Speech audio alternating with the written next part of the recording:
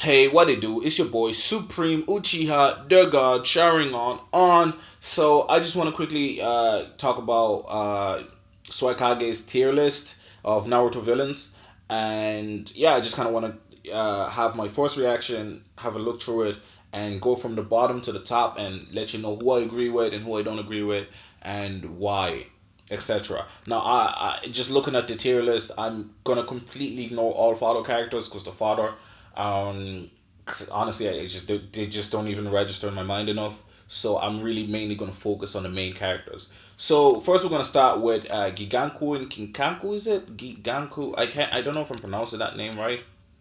Giganku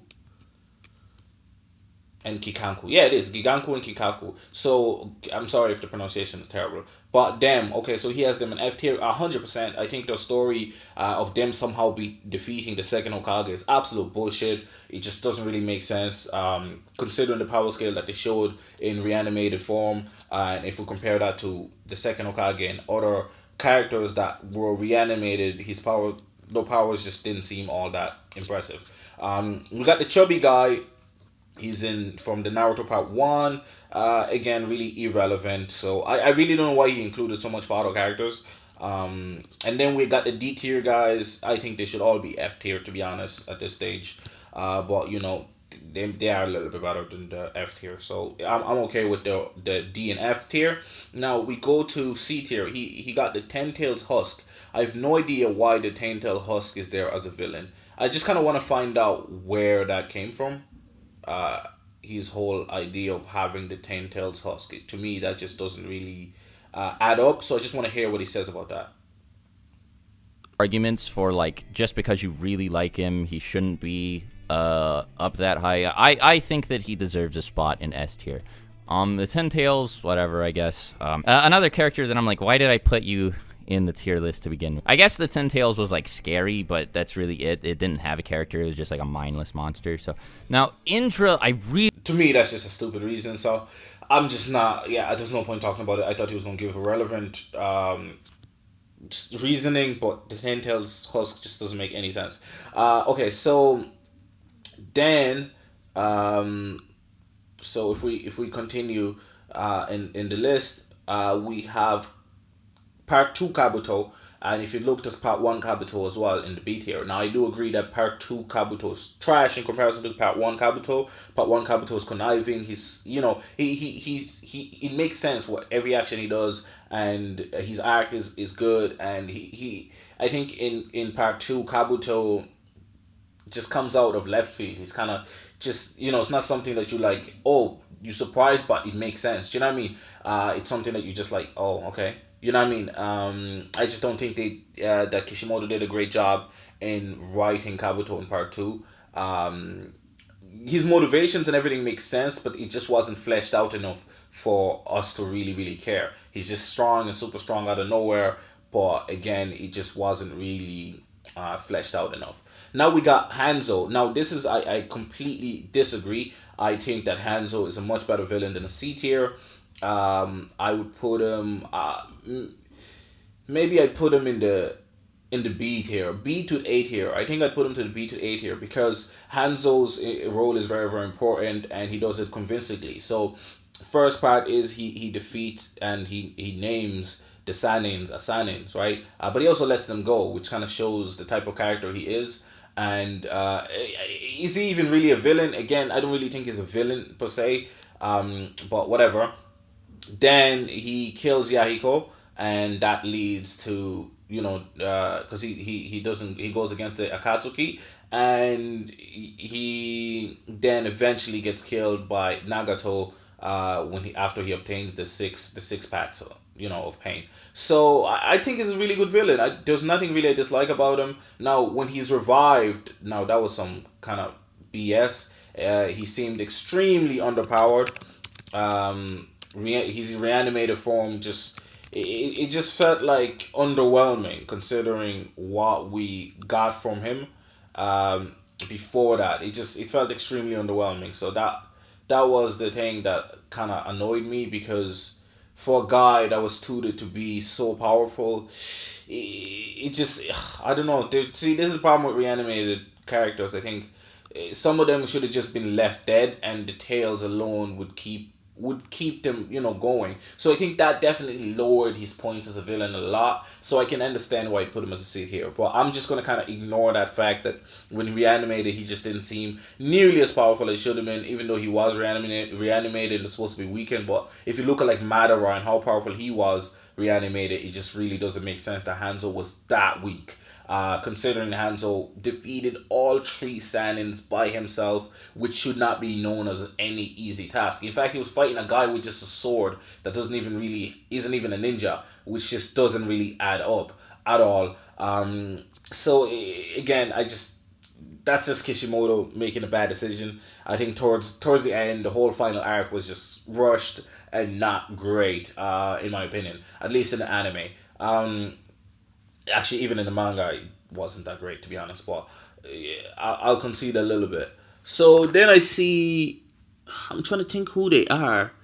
The two guys in the middle, I actually genuinely cannot remember for the life of me who they are. Isn't great, so yeah, he can stay. These guys, all right, I guess. I couldn't really tell you much about him. I know this guy could like turn invisible or whatever. I don't even know why I put him on the list, to be honest. They're not really relevant at all, but I don't hate them like I hate these guys, but I think that they are, well, maybe they're C. I wouldn't call them below average. I don't know. I'll come back to him later. Deidara is probably a C. So he doesn't even know why don't they... See, I was wondering. I was like, who even are they?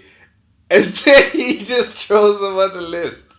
And he says, I think they turned invisible or something. I was like, damn, did I forget some like important characters? Man, Swag, you funny, bro. So again, those two just make no sense to me. Okay, so we go to Black and White Zetsu.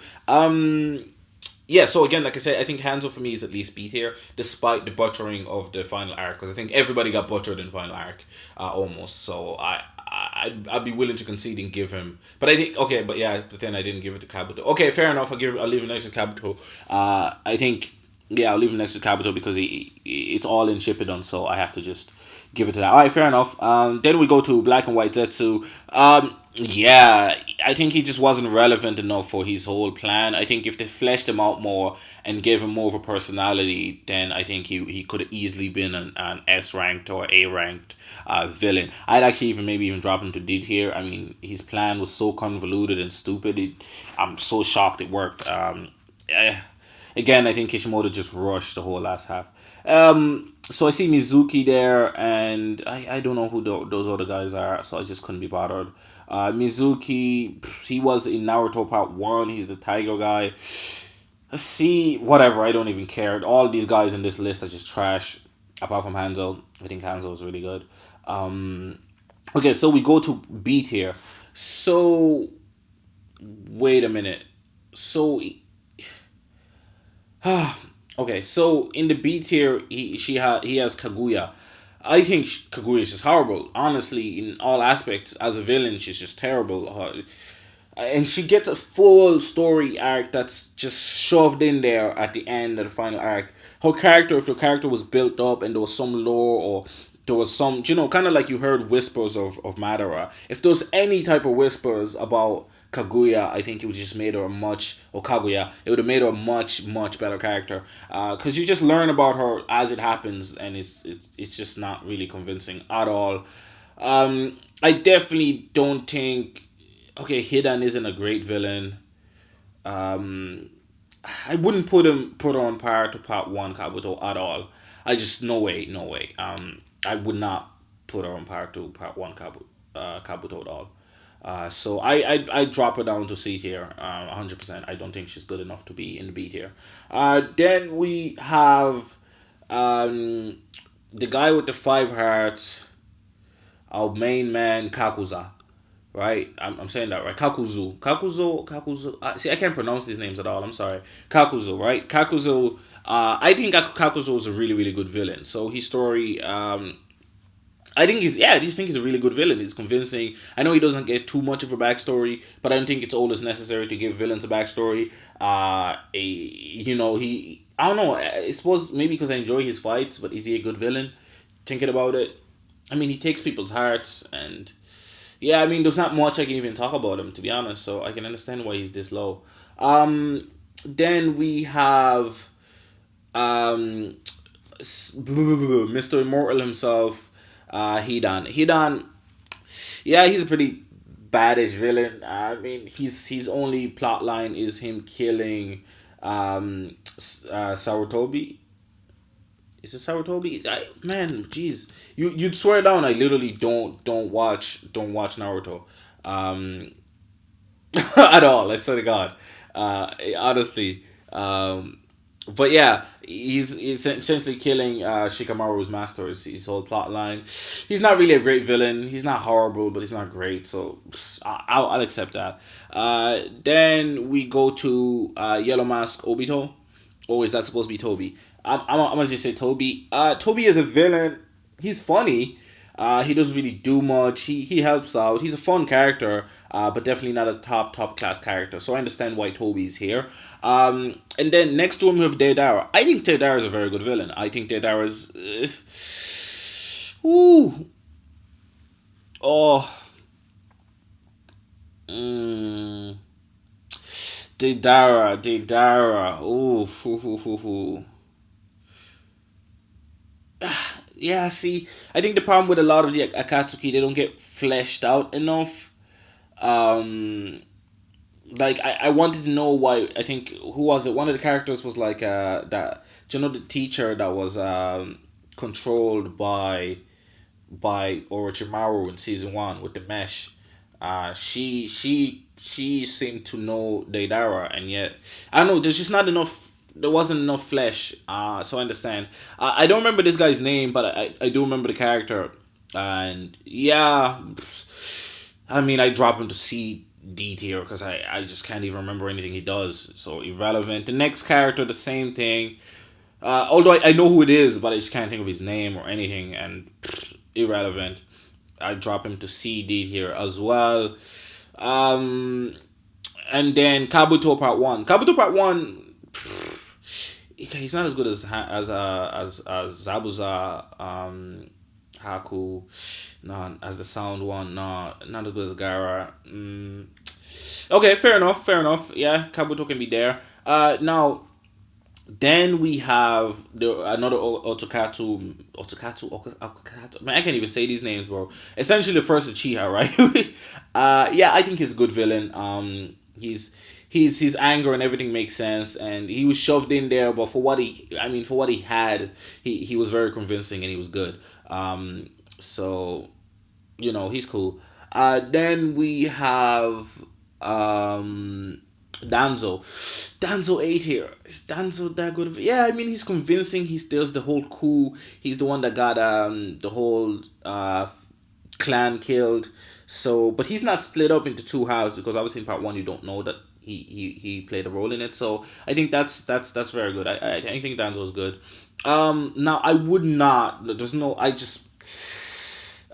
cannot put Conan this high. I just don't think Conan was that great of a villain. She had no real character. She just did whatever Pain told her to do, and that's it. So nah. I drop her down a tier. I drop her down to B tier. I drop her down to B tier. Then Mr. Bones. I call him Mr. Bones because I'm horrible with these names. But he's good, but I wouldn't think he's freaking. I wouldn't even think he's as good as Hanzo. He's definitely not as good as Zabuza and Gara and some of the guys on the A tier. So I drop him down. The flute guy, I drop him down as well. I don't think she even. See, I can't. Naruto be playing with these freaking sex roles. You know what I mean? Or genders, whatever. So B, I drop them both down to B tier. They're just. I mean, they're very good, but they're not good enough to be up there. The three of them next to each other just drop down. And then we go to one of my favorite characters, and I think a lot of people's favorite characters, Kisame. Kisame is a very, very good character, and I'd leave him in the A tier. I mean, again, we don't get too much backstory. What we do, his backstory is actually really, really depressing. And his motivations are like unique. He does One Piece kind of. He's a monster, but he's not really a monster. He's just a very interesting character, and I'm okay with having him an A tier. Then we go to the S minus tier. S minus tier is Itachi and Sasori. I think Itachi is an S tier, like straight S tier, not S minus. And if there's S minus, I would throw. Who would I throw in the S minus? I maybe throw. See, Zabuza's arc just isn't too long enough, is it, to be in the S minus tier? Excuse me. Maybe it is. Sasori. I mean, he has a good backstory. He has a great ending. He's a really good character. I'm not gonna lie. He's a very, very good character. Then I maybe put Gara Part 1 up there. I think Gara Part 1 is great as well, to be honest. I'd throw him up in the S minus tier. I think Itachi's S, just straight S tier, like no jokes. I just think he's too good to be S minus. I know his motivations at the start don't really make that much sense because we don't really know what's going on. He just seems like an evil guy, and then I mean, look, for a character to be able to assassinate the whole family line and leave only one person and then torture that person for like 72 hours and then you still come out feeling sympathy and sympathizing for that character, that's a freaking well-written character if I ever heard of one. So, that has to be S tier. Sasuke, S tier villain, of course. I mean, that's not even... I don't even think that's really debatable. He's essentially the reason for the whole show. Madara S tier, unbelievable. Like, the hype was real. His ending was absolute bullshit and fodder, but the hype was real, man. The hype was real. This guy was a monster. Like, it's very rare for shows to do hype well. If you look at Game of Thrones, for example, like, they've been hyping up the Night King and he was absolute fodder. Do you know what I mean? But Madara was hyped up and Madara was lit, man. Madara came through with the fucking chunks. He came through with the heat. Like, this dude came through and you felt like, Jesus, this is like, and you saw the level difference. You're like, wow, this is like shit on a whole different level. The way he was whooping ass. And then Obito, I think that's just easy, man. Obito, for me, is easily the best villain in the whole show. Actually, if you're going to talk about S minus, I throw Orochimaru in S minus over Itachi. Just because he kind of fathers out towards the end of Shippuden. I think part 1, Orochimaru was definitely S, and then part 2 is A. And because of that, I'd put him S minus. Just because it's in between. So I would definitely think Obito is the best villain. That's just my opinion. I think his backstory, his motivations, everything, and it's great. And I'm okay with the whole Madara using him thing. And Madara is obviously S tier as well. I think Madara then would be the third best. I would put Pain over him. Pain is a great, great villain. His ending, again, is just stupid. Like, I don't know what's up with these endings. The ending is just ridiculous. I think he should have just flat out lost against Naruto. I don't think he should have revived people like that. I think he should have just critically injured Hinata, because I think it kind of killed the climax. I think he definitely he should have just, like Kishimoto, that is, he should have written it that Hinata is just critically injured, and him defeating Pain and him getting angry is because Naruto thought she was dead. And no, I don't think people should have been revived. I think Kakashi, because he took the nail anyway, and Chakra killing him is kind of fodder. Like, I think Kakashi had sucked Kamui the nail away, and then he should have just, when he Kamui the nail away, that's how it should have been the reason why he lived, and he could have been just critically injured, and instead of being dead. And then, that's just what I think. Although I don't think Kakashi ever did die. I don't think he ever died, because I don't think his soul ever came back. I just can't really remember, but I'm pretty sure. Anyway, if there's any problems with that, I think they should have just fixed all those stuff, and he should have just died believing in what he believed in.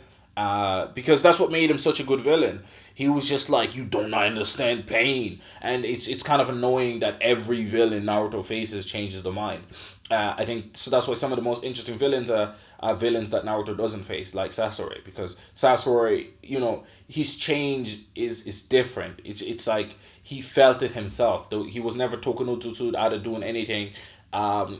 it felt earned. You know, his change felt earned. It felt real. But Pain's change didn't. You know, he was dominating Naruto until Naruto took out the eight tails, and even then he was hanging and had the eight tail Chibaku Tensai, and you know this is a weekend Pain, and so if he just flat out lost, he should have just gave himself the excuse that I spent too much chakra and my body is too damaged right now, and I think that would have been fair enough. It would have been like, damn, bro, Pain was such a good villain and he could have won, and we should have just left it like that, because when he comes back from the dead and he's badass, I understand that it needed to happen to bring him back to life, but I just think the whole bring it back to life thing just ruined a lot of things, to be honest.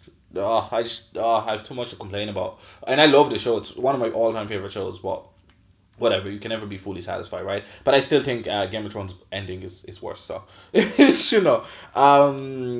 That's the thing with these mega shows. The endings, they just, I don't know what goes on.